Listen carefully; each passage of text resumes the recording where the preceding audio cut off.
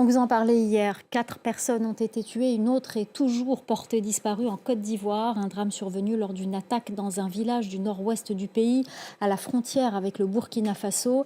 Des moyens aériens ont été déployés pour sécuriser la zone. Les précisions de notre correspondante régionale, Makamara. À Difita, Kelo et Mema, les 3 villages ciblés par l'attaque dans le département de Téini, la vie reprend timidement dans la nuit du dimanche à lundi. Selon des villageois, des assaillants arrivés à moto depuis le Burkina Faso ont ouvert le feu et incendié plusieurs cases. L'assaut a duré près de 3 heures.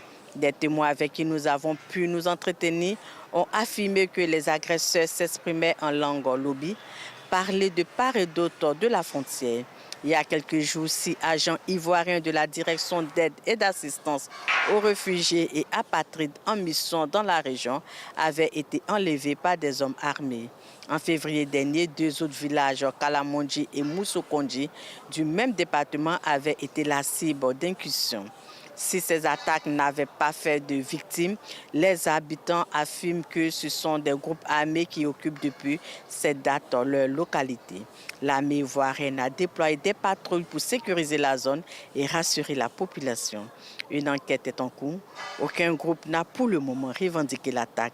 Cette attaque, la plus meurtrière depuis 2021 dans le nord du pays, survient alors que la tension reste vive entre Abidjan et Ouagadougou.